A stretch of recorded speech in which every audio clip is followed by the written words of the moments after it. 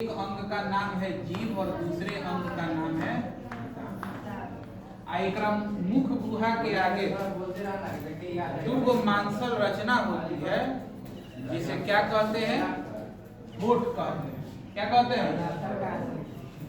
उस मांसल रचना से क्या होता है, यानी मुख को खोलने और बंद करने का होठ से होता है। आई नीचे और ऊपर दो जबड़ा होता है। इसी जबड़े में क्या होता है, एक हड्डी नुमा रचना होता है जिसका नाम दांत है। दांत आपके चार प्रकार के हैं, चौड़क, अग्र चौड़क, कर्तनक और भेद। सबके काम है, किसी को काटना काम है, किसी को फाड़ना काम है, किसी को चबाना और किसी को एकदम पीसने का काम है। तो ये दांत के प्रकार। उसके बाद आपके मुख गुहा के फर्श पर एक रचना होगी मांसल, उसका नाम जीभ है। और जीभ का जो अगला सिरा होता है वो पूरी तरह स्वतंत्र रहता है और पिछला सिरा जाकर जुड़ा होता है फर्श। उसके ऊपर स्वाद कली है, जीभ होगा, जीभ के ऊपर स्वाद कलियां होती है, अंकुरित भाग होता है ना। इन सब का अलग अलग लेयर है ना। पीछे जाइएगा तो आपको कड़वा महसूस हो जाएगा, यहाँ पे आइएगा तो आपको क्या महसूस होगा, मीठा महसूस होगा। यहाँ पे आइएगा तो आपको एकदम खट्टा महसूस होगा और यहाँ पे आपको एकदम नमकीन महसूस होगा, है ना।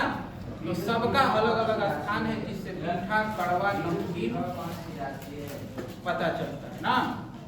अब विद्यार्थी यहाँ पर ध्यान दीजिए, जब हम यहाँ से प्रवेश करते हैं तो मुख गुहा से लार से सना हुआ भोजन यहाँ जाता है ना।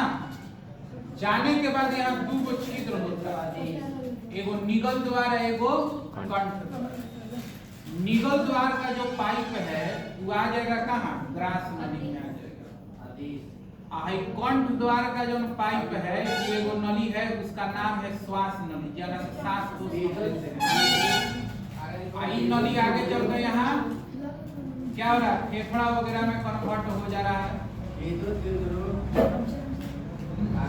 है ना। तो ये फेफड़ा वाला जो कार्यक्रम है, जो हम ये श्वास नली का जो टॉपिक है, इस टॉपिक को हम लोग ले जा रहे हैं लेसन 2। यहाँ पर इसके बारे में जानकारी नहीं मिलेगा, यह टॉपिक आपको कहाँ मिलेगा, लेसन 2 में मिलेगा, क्योंकि एक साथ दोनों को नहीं पढ़ाया जा सकता। एक साथ पढ़ाएंगे आप भी कंफ्यूज हो जाएंगे।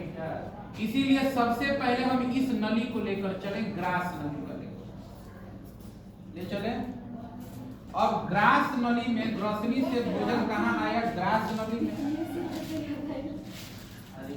इसके बाद ये भोजन कहाँ जाता है, आमाशय में जाता है। आमाशय में गया,